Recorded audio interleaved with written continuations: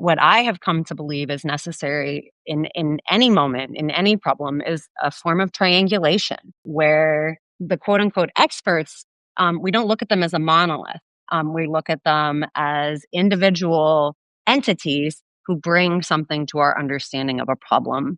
And that a woman from a rural community who is pointing to clusters of birth defects and who has concerns that they might be related to, for example, a pesticide that's being used in her community, that her perspective is equally worthy of being aired as the perspective of a scientist who's maybe spent decades studying that chemical and has published papers on that chemical. And that when we're going to make decisions about that chemical, that both of those people should have a right to be in the room and ask each other questions. Welcome to Care More, Be Better, a podcast for people like you who care about the social impact of conscious companies and everyday heroes. Hear inspiring stories from those who put people and planet before profit and personal gain. You'll learn how you can make a difference, vote with your dollars, and get involved today. Here's your host, Corinna Bellizzi. It is the start of summer, and we're prepping to take some time off. This may, in fact, be our last episode of June as we recharge, refresh, spend time with family and the outdoors, as I encourage all of you to do as well. Now, there's a tremendous back catalog of episodes, so you can feel free to peruse the 240 plus episodes that are already out in the world. Perhaps you'll do some catch up as well. But today, I've got a very special episode for you. I'm honored to be joined by Dr. Sarah Fox. She's a historian, writer, and author of Downwind, A People's History of the Nuclear West. Based in Seattle, Sarah's work explores the deep connections between places, bodies, and the stories we tell about both. Her forthcoming book, At Home in the Plume, continues this path of inquiry and exploration, inviting us to reckon with the unruly legacy of toxic waste and community activism in the Pacific Northwest. A quick note before we begin, Care More Be Better is a climate-positive podcast.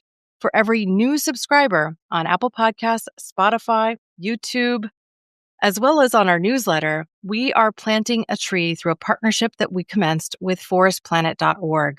This is for at least 2025, and we have the initial goal of planting at least 20,000 trees this year. So far, we've planted 14,246 trees as of May 28th, at least. That means every follow helps reforest this beautiful planet Earth.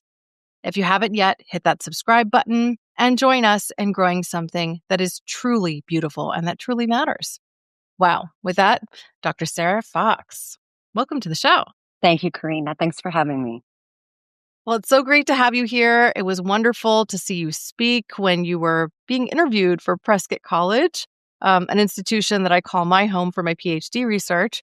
And I'm so thrilled to get to know you through today and through your future scholarship at Prescott College.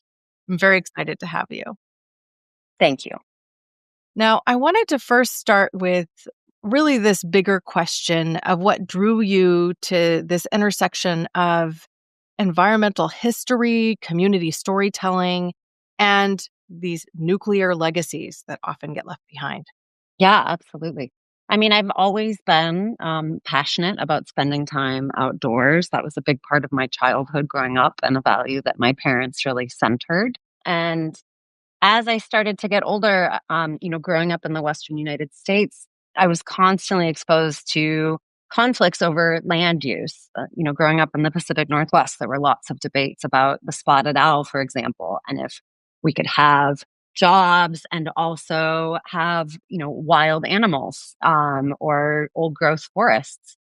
And as a kid or as a young person, it was really interesting to me how you could have groups of people that seemed so ideologically opposed, but who shared, a place, who shared a home, and who just had maybe really ideas about what our relationship with that place should be. And so that kind of grew into an academic passion and a passion as a writer for these stories that we tell about the places we live, and how those narratives do or don't show us a lot of the things that are happening there. Because I really came to believe that we share something in common, that runs a lot deeper than just a zip code. We share a reliance on water and air and soil, despite whatever different political views we might have. And so those questions were kind of on my mind when I started doing my master's degree research in many years ago. This was almost 2 decades ago.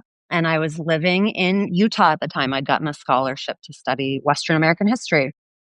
And I wanted to kind of get at these questions of our relationship to place and the way we tell stories about that and the way those stories do or don't kind of bring us together. And I started hearing about downwinders.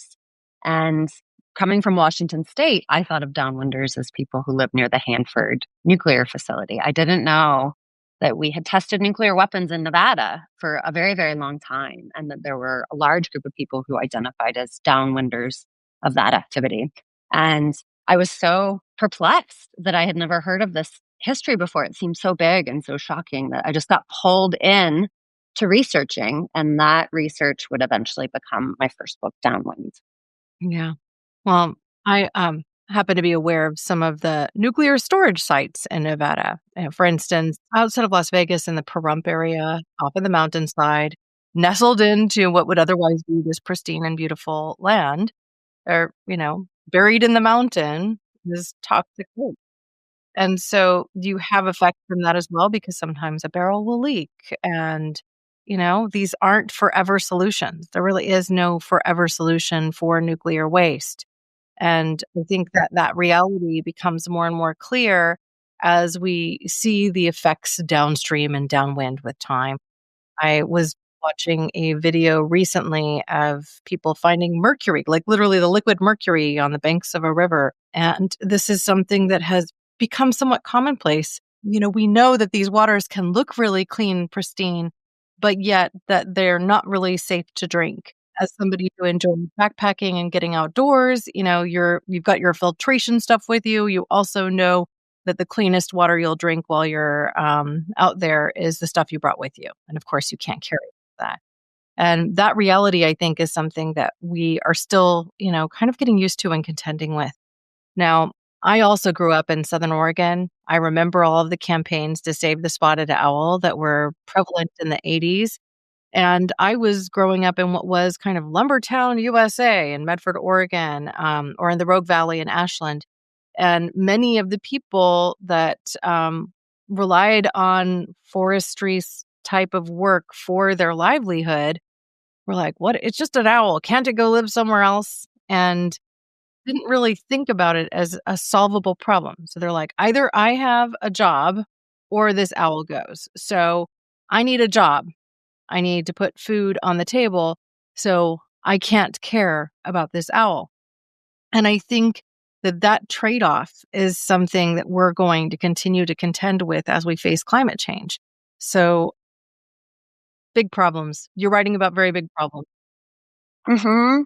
And I appreciate that comparison that you draw, because it's never actually that simple. It's never jobs or spotted owls. They're both part of a system that we're encouraged to see in very overly simplified and binary terms by structures of power that are invested in us not paying attention to them. And so that's been part of my work, is to try and sift underneath those stories, those oversimplifications, to see how we might all be tangled up in this together. Yeah, instead of clear cutting an entire forest, there are other methods to select wood that you can actually take out and preserve the health of the forest at the same time. So, yes, there are always other solutions, but it is a very binary perspective that kind of drives us, I think, because people, generally speaking, can't be bothered to look too deeply at something that they see as, oh, it's too complicated. I can't, Yeah. And we're encouraged to see it that way, certainly, as something that's beyond our expertise, which is another passion of mine, is thinking a little bit more critically about what constitutes expertise and who gets to claim it. So I would love for you to talk about your background as a historian and a Pacific Northwesterner, and how this might have shaped the narrative arc of Downwind. Yeah, absolutely. Well, my mother is a historian, so I grew up like kind of in the corner while she was doing oral history interviews. and she's a historian of the Pacific Northwest. So I was definitely raised kind of steeped in this practice of thinking more deeply about who has relationships with a place, and how do we tell stories about those relationships, and how do those relationships matter. And so I grew up kind of listening for those stories, and then I became passionate about the pursuit of history as a way to think more about the contexts that shape our stories and that shape our storytelling. So my training is as a historian, but I'm trained in doing like archival research, and oral history work, and really looking for documentary evidence about the past and about changes in the past. But I've always been an interdisciplinary scholar. I've always believed that you can't learn a story just through one entry point alone. For example, just through archival documents or scientific studies. We need a lot of different forms of information to get a full picture of a complicated question, like, what is leading to spotted owl extinction, or what were the effects of nuclear weapons development on the people who lived near the places where they were being constructed, and developed. There's no single kind of disciplinary approach, I think, just to eco-social problems or social questions. We really need to be listening for other forms of expertise. And so I've always read really widely in scientific literature. I'm not a scientist, but I love hanging out with scientists and with people who have backgrounds in environmental studies. And I'm also very passionate about studying social movements. I'm really curious about the ways that we decide that something isn't right, that something is out of balance, and the way we tell stories about that problem, and the way we come together and develop strategies to try and shift it. And so those kind of combined interests, which I think in a lot of ways are nurtured by growing up in the Northwest. There's a lot of passion for the out of doors, and there's a lot of passion, I think, for social justice. And so that really, I think, shaped my trajectory as a researcher and an academic and a writer. Very good. Now, in Downwind, and again in your newer work, you spotlight activists and everyday people as central figures. Why is centering community voice so important in this world of environmental history? That's a great question. I think for a very, very long time, what I learned when I started studying nuclear weapons development, nuclear history, is that the voices of ordinary people are kind of systematically excluded, because ordinary folks like me, I mean, I do have, a degree in history, but no background in physics or science. It's assumed that we cannot understand the details of something like nuclear weapons production. It's a topic that's best left to the experts.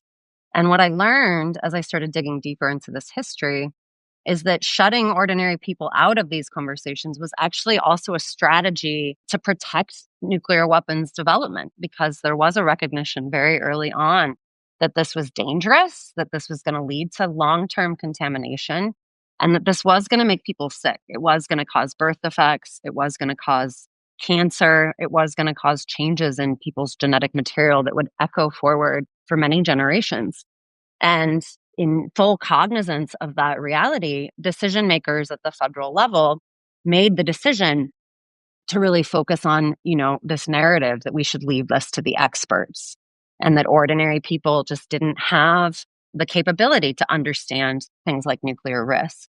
And over the years, this formulation has been applied repeatedly. We see it really intensively after the 3 Mile Island nuclear power plant accident in 1979, where as the public becomes alarmed about the possibility of risk from radiation exposure, alarm and anxiety about risk is framed as the big problem. It was sometimes called radiophobia, that people had this unreasonable fear of radiation. And so, we should strive to just listen to, calm, clear information from the experts so that people wouldn't become panicked, and cause anxiety and stress. And in actuality, what I learned was that, people's anxieties were oftentimes very well founded, that there were changes in the environment that were taking place, there were changes in people's health. Young children were disproportionately at risk from these episodes of radiation exposure, both kind of sudden, like in the 3 Mile Island accident, or slow, steady exposure over the long term from things like nuclear weapons production or nuclear waste storage. And there was documented evidence that people were getting sick. And so I started to believe that centering community stories was an important corrective to these long histories of marginalizing and sidelining community experiences where people were really trying to get more information about what was happening in their air and their water and their bodies so that they could seek appropriate medical care and make informed decisions about their food supply. It's kind of the opposite of paranoia, actually. It's people trying to make informed decisions. And so I came to believe through doing the research for that book that these stories were really a vital form of counter evidence that needed to be put in conversation with the more official record, that was created by entities like the United States government and the Atomic Energy Commission. So you mentioned a couple of things that I want to circle back to. One of those is this leave it to the experts perspective, because I feel like this flies in contrast to a major trend in politics today, which is that we're not supposed to trust any of the experts. Like scientists are somehow creating alarm where none is deserved.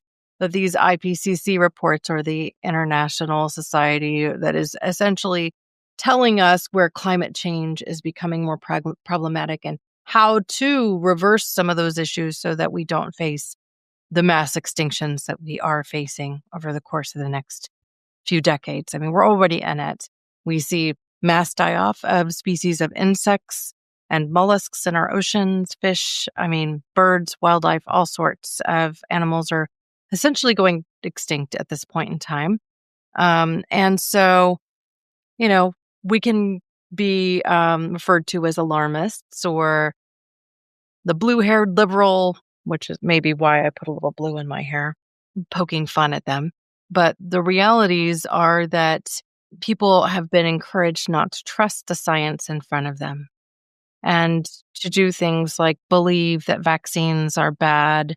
And now we see polio cropping up in different environments around the United States even. And we can get to a spot where suddenly we don't have community protection anymore because so many people are unvaccinated. I think once we get to a threshold of about 10% of the population is unvaccinated, then we can see community outbreaks that are hard to get controlled. So at any rate, that's not to say I want a draconian state that forces everybody into these situations.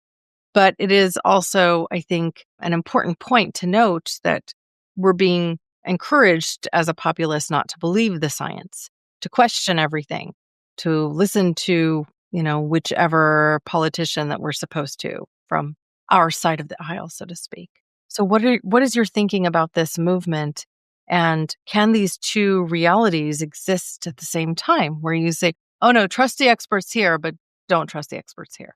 I think it's a great question. And I think expertise at various times in history has been weaponized in much the same way. What we might call expertise backlash is also being weaponized.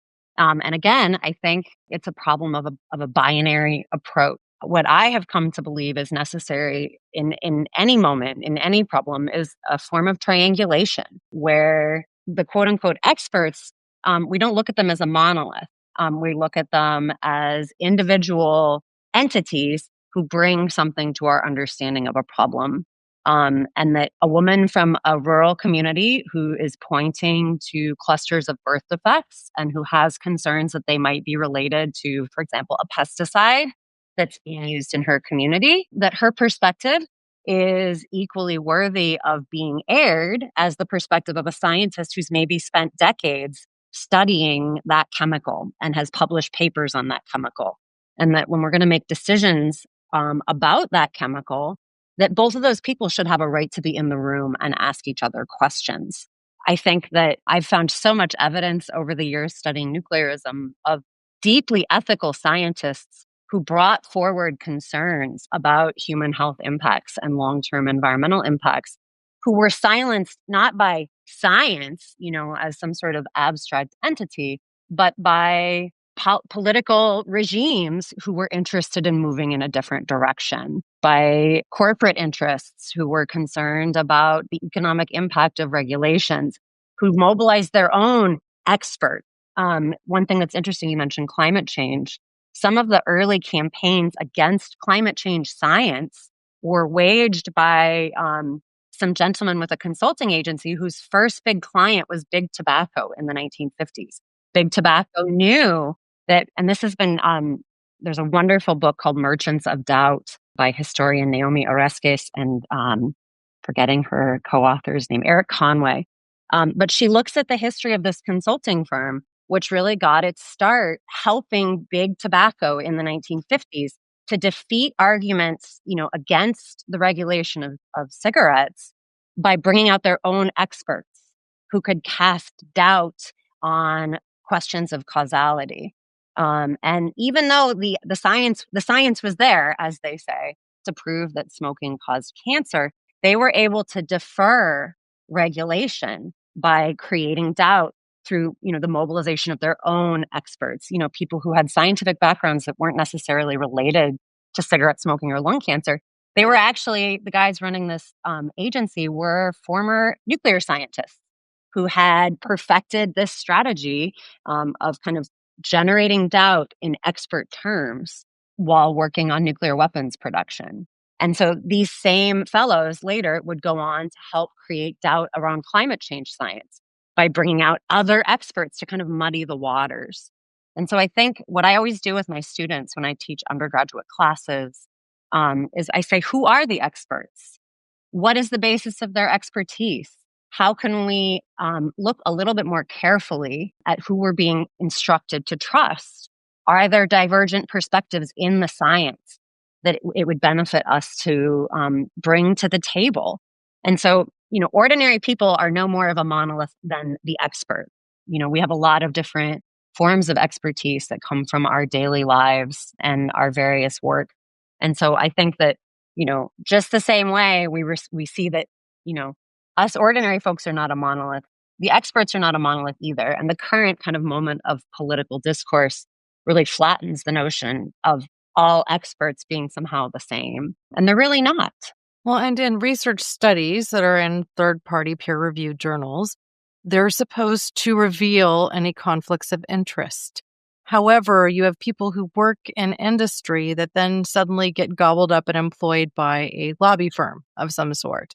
And so now they have an interest, they have all this background, they have the history, they know the people, and they were enticed away by, let's say, big salaries and dollars and kickbacks and all sorts of things that essentially will corrupt the seemingly incorruptible with time. I also have seen people to do TED Talks, let's say, on something like GMOs and glyphosate. I actually saw one on this, basically claiming that it's a non-issue and that so little of it is used that it's not really a problem and that the yields are what's important. And I'm like, why is this TED Talk even out there, right? I'll have to find a link to it and share that with show notes just so that people can know what I'm talking about. But there's a simple disclaimer underneath that TED Talk saying that a number of experts have come up in opposition to the content shared in this presentation. I'm like, well, yes, and how, I think the more research we see on the effects and perils of glyphosate, otherwise known as Roundup, put out by Monsanto and now a part of the Bayer Corporation because Bayer bought out Monsanto, largely to put that brand to death because so many would call them Monsatan. They just got branded poorly. And so now, you bury something in another corporation that also is heavy in chemicals. And suddenly you can, lobby to keep this thing around a little bit longer and a little bit longer and a little bit longer to delay the inevitable one-day regulation that will put it to bed because there's profits to be made today and at the cost of the health of people, generally speaking. Yeah, absolutely. Yeah, the TED Talk anecdote just goes to show how effective doubt is at preserving practices that are actually quite likely to have harm. And we have a lot of evidence that they will likely cause harm.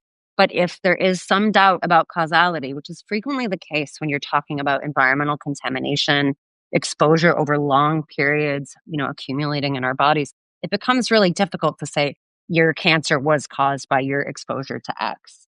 And so manufacturing that doubt or manufacturing the notion of there being some sort of scientific uncertainty or controversy is really, really profitable for companies and entities that are interested in perpetuating these processes that, introduce these dangerous forms of chemicals into our environment and into our space. Well, let's talk about what it means to be downstream or downwind from one of these situations, whether it be a nuclear or let's say it's pesticide runoff or something to that effect, but environmental contamination. Often the sites where people experience the most are the most downwind or are going to be negatively impacted by this are impoverished communities and largely people of color. Are there situations where you've seen that the impact has been demonstrated in very, let's just say, wealthy populations, and so suddenly changes occurred, so that we can see the flip side of that? Because I'm not aware of any, but I would love if you have come across that. You see those stories less often, but they are out there. For example, the Rocky Flats nuclear facility, which is located between Denver and Boulder, Colorado, is quite near two pretty significant population centers. I wouldn't say necessarily super wealthy communities, but you have a larger concentration of white property owners who are the demographic who move the needle most dramatically, usually in American political culture when they're upset about something that's happening that could affect their property values. So when revelations start coming out about plutonium leaving the Rocky Flats site, which it did quite often during their production of components for nuclear weapons, it caused a lot of alarm, and you had a really swift organizational response from a lot of white property owners, and it got a lot of publicity. And Rocky Flats was actually shut down. There was actually like a federal investigation, and the site was cleaned up, which is, I have to put air quotes around that. You can't clean up plutonium. It doesn't ever go away.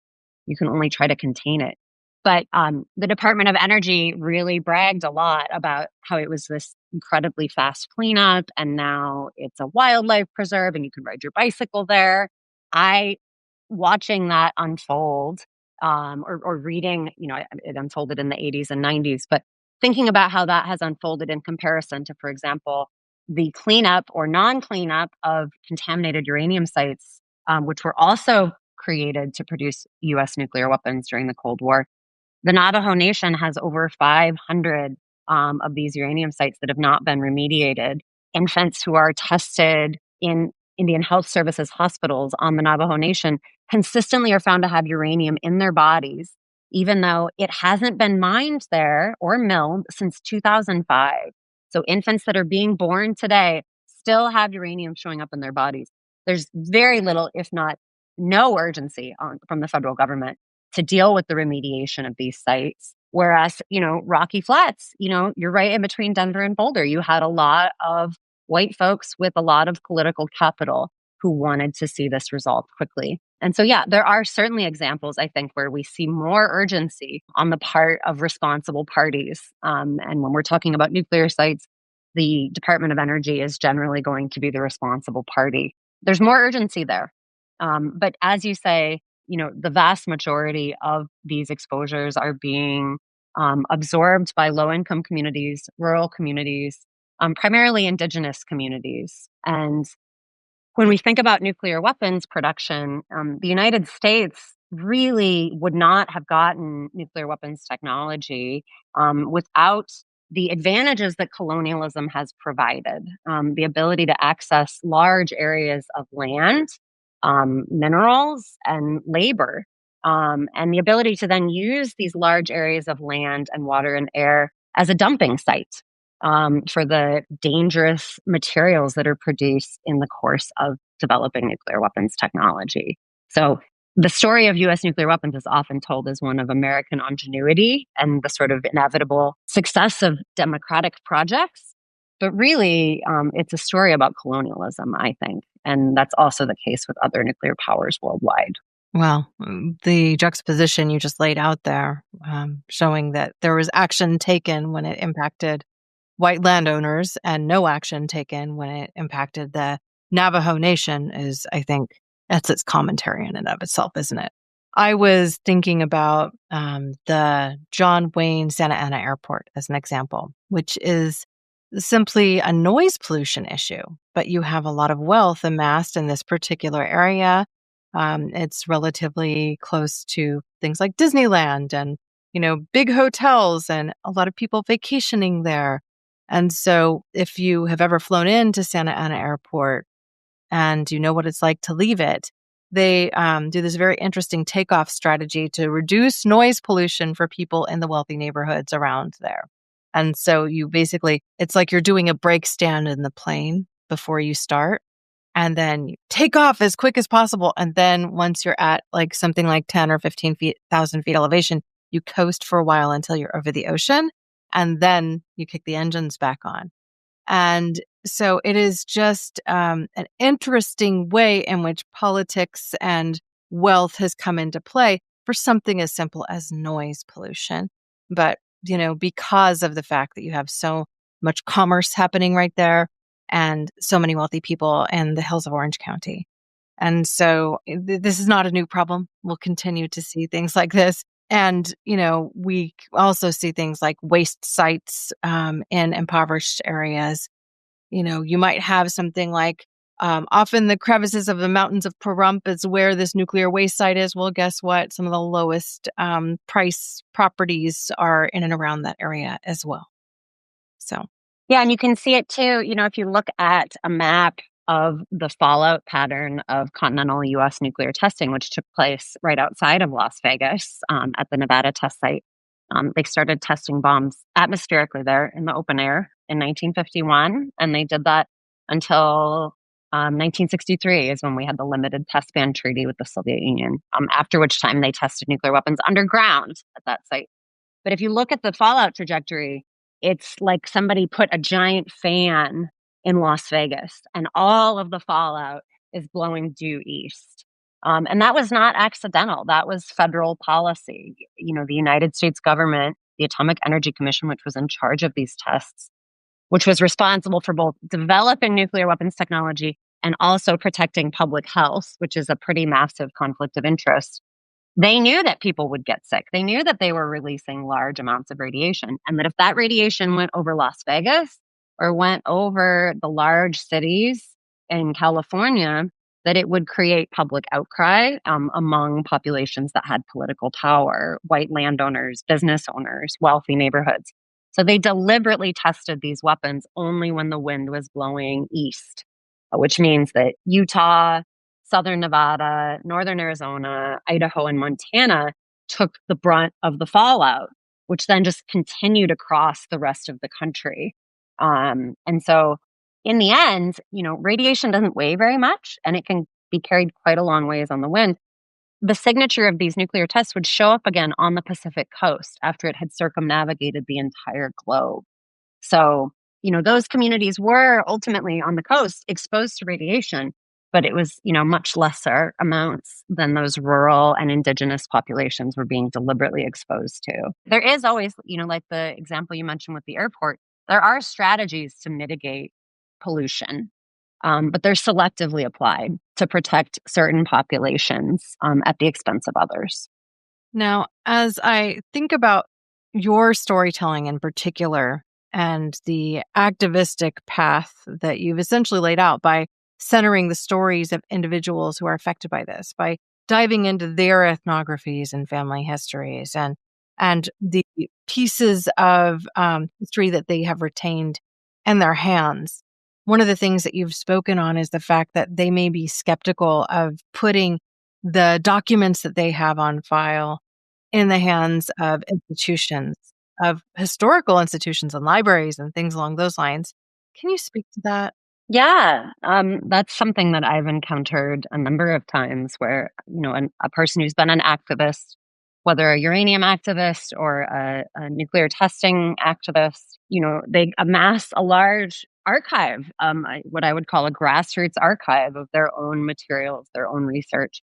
And I've been asked a number of times to help get those archives preserved. But when it comes to donating them, to an archive, most of which are run by institutions like the state of Washington or a university, a lot of folks have been really hesitant. And that hesitancy comes not just from like a knee-jerk reaction to authority, but from a long history of institutions colluding with the entities responsible for harm in these communities. Nuclear weapons development was a big project, and the federal government was the one paying for it. And in small rural communities, or even in big cities, lots of different layers of government became involved in these projects. Having a military base in your community is a big economic boost. And what often happened is that the Atomic Energy Commission, rather than asserting their own authority, would bring in local members of government or entities from local institutions to kind of do the work locally for them. This is really kind of a colonial strategy of governments, getting local elites to kind of carry the message for you.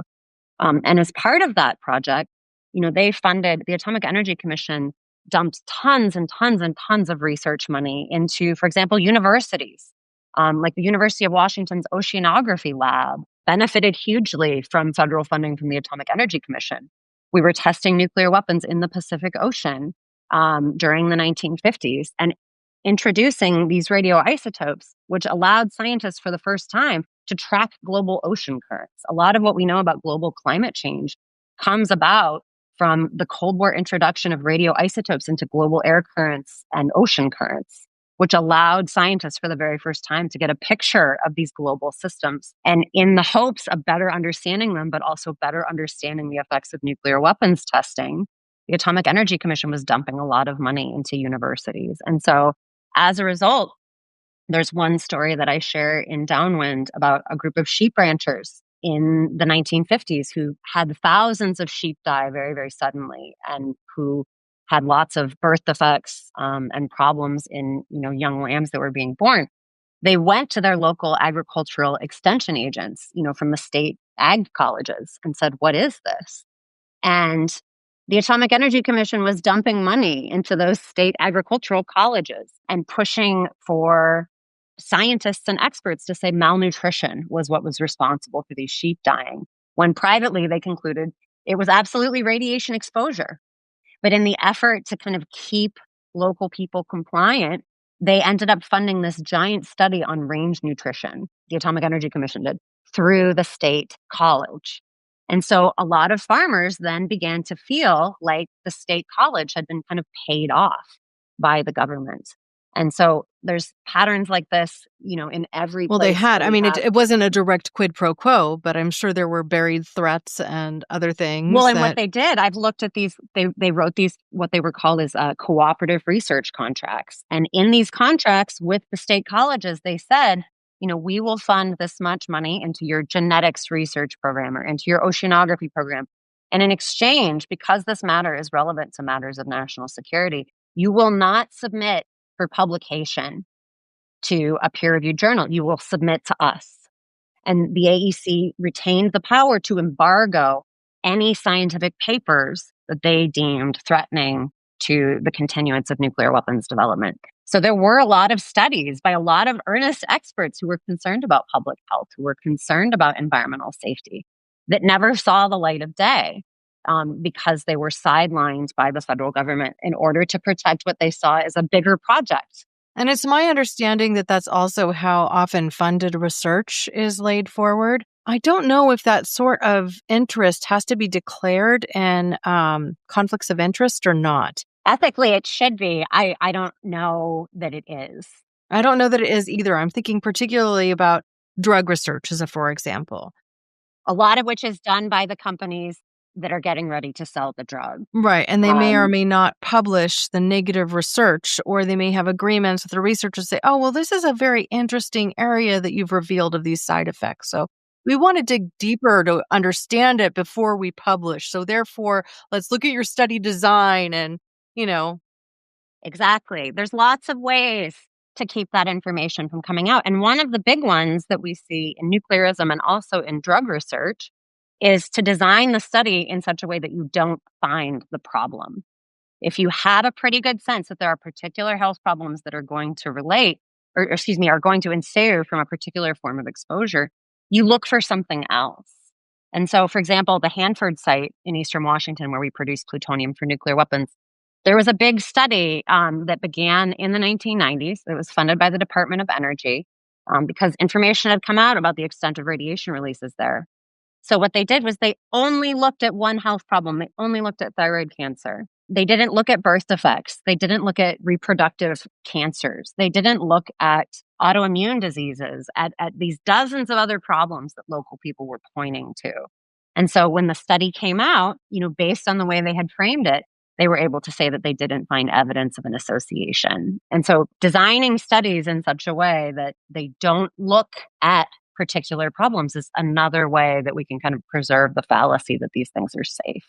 I've had many conversations with chemists who can say, give me data and I'll tell you what you want to hear. Everything can be in how you're looking at it. And I agree with that. So it's really interesting. Deep dives can be done on this particular area. But in the interest of moving this story along and coming back to this perspective of storytelling and justice, and how many of us may feel disempowered, in particular if we're in a community that is not wealthy or that is more diverse. How do you think we can preserve agency and have these stories told as we head forward? Yes, that's such a vital question. Something that I've always come back to is that the only thing that can outlast radiation in the environment is storytelling.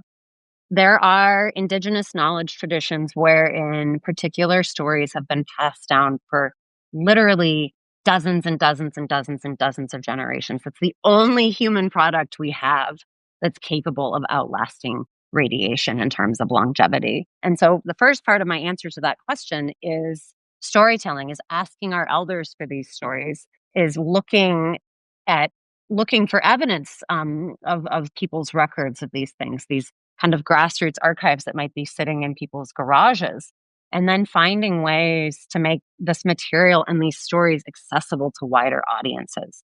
And I think my favorite example of that I always like to highlight is the Navajo Nation. The vast majority of the United States domestic uranium reserves are on the lands of the Navajo Nation in northern Arizona and northern New Mexico. And there's a huge number of folks on the Navajo Nation living below the federal poverty line, substantially below, living without running water, living without electricity, living without a lot of the conveniences most of us are accustomed to. And selling uranium is a very profitable project. But the Navajo Nation banned the uranium industry in 2005. And they did so on the basis of stories that were common in so many families about the health effects of uranium exposure, whether it was to miners, whether it was to miners' families, or whether it was to folks whose only water source in their ancestral lands was permanently contaminated by this industry. And so to have an entire nation, the Navajo Nation is a sovereign nation within the bounds of the United States, ban this industry entirely at a moment when nuclear power is very attractive to a lot of people who think it offers a cleaner alternative to fossil fuels, at a time when the United States government has been actively dumping millions and millions of dollars into renovating our nuclear weapons arsenal, which is something that started under Obama. To resist and to shut out entirely the uranium industry is a really, really powerful act. And it's evidence of the power of story. It's evidence of the power of taking heed of the lessons of the past that storytellers have for us. And it's evidence to me of something that I've seen in so many different communities that have been impacted by radiation exposure. They are, as we were discussing, predominantly low-income communities without a lot of political power. But what ends up happening is it's usually women start talking to each other about health problems, about birth defects. Women do a lot of caregiving labor in our society. And when they notice a pattern of people getting sick or people being harmed, they first share it usually with each other, kind of over the kitchen table. And what I've been studying for 20 years is how these kitchen table conversations can become the backbone of social movements, wherein ordinary people who may not have access to academic research tools or training can start to grasp, the basics of what has gone on in their community, what has potentially impacted their air or their water or the safety of their food. And together they can become a really, really powerful force wherein they can reach out to people who do have that formal training, experts who are committed to ethical research and ethical knowledge sharing, and build coalitions that can end up changing policy. And that to me is ultimately more powerful than these institutions and these kind of bad actors who have sought to hide this information from the public. The power of these kitchen table conversations, the power of ethical collaboration to produce knowledge, scientific knowledge with transparency and accountability to impacted communities. This is really, really significant. And it's something that we all have accessible to us. And all we have to do is kind of start asking. And people are really willing to share that knowledge.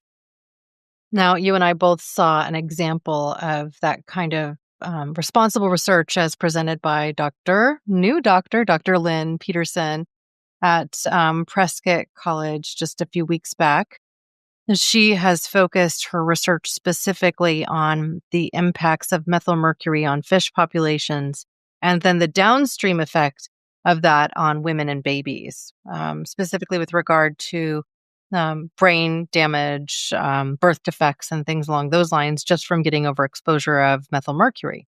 And that particular issue is something that is able to be mitigated if we are serious about ensuring that every coal-fired power plant has these filtration systems on it so that the methylmercury doesn't end up escaping into the atmosphere, because once it does, it gets into our clouds, small water cycle, into the streams, affects the fish populations. We eat the fish.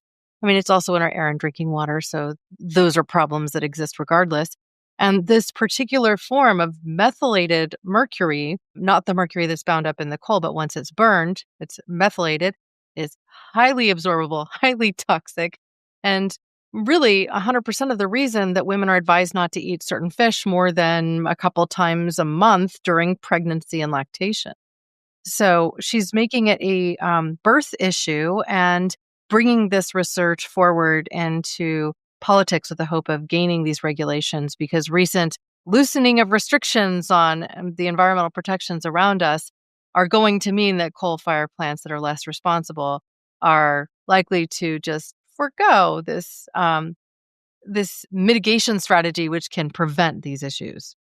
Yes. Her research is so inspiring. And it, again, is as you mentioned, evidence of the power of ethical, transparent science that when it's leveraged in tandem with things, I listened to Dr. Peterson talk about her research, and it's so motivated by a love of place and by family connections to the boundary waters, to fishing, with her father. Those place connections and those place stories are what animate so much of her good science. And they're what make her science compelling to ordinary people who maybe think they don't care about regulation of coal-fired power plants, but they might care about a place where they went fishing with their dad. And it's that convergence of people's stories of place, their relationship to eating from those places, and the good science that people like her are doing to think about the connections between those phenomena. That's how we move forward together. Well, she does. She's dedicated her entire life to this research. So, I mean, it's pretty incredible. And I look forward to seeing that work in action, because I really do think that she is going to push policy change that will be meaningful. It's, it shows the power of a single individual too, and with concerted effort, what you can do. And I think those moments and those stories bring hope. And that's what's so absolutely imperative in these times. So as we prepare to wrap, I want to initiate this would-be lightning round. Just a few questions for you to think through quickly and share with our audience, and then we can get into closing thoughts. Do you have a book that shaped your thinking on justice and ecology? That's a great question. Yeah, Rob Nixon's Slow Violence, if I had to pick one title, was really transformative for me. He's a literary scholar, and Slow Violence is an examination of the way we have told stories in literature and elsewhere about environmental harm that is experienced by low income and indigenous people worldwide. And he frames slow violence as, it's the opposite of a sudden harmful event, like a nuclear power plant meltdown or a bomb falling. But it's that exposure that we experience over the long term that causes changes in our bodies. And that was transformative for me when I encountered it, because it kind of gave me a paradigm to think about eco-social harm that plays out over much longer timescales. I love it. I think that would be a interesting book to read and fodder for deep thinking about particular issues you face in your life. I love that. All right. What is a place that you return to when you need to reconnect with purpose? That's a great question. My vegetable garden out in my front yard. And a big part of the reason for that, I was raised in a blue collar family. My mom grew food as a way to supplement our grocery budget. And so I grew up, raising my own vegetables. And when we moved to Seattle a decade and a half ago, I, of course, started a vegetable garden. I was pregnant with my son at the time. And my midwife said, well, you better get your soil tested. And I said, why is that? And she said, well, you live in the Asarco plume. And I was like, the what?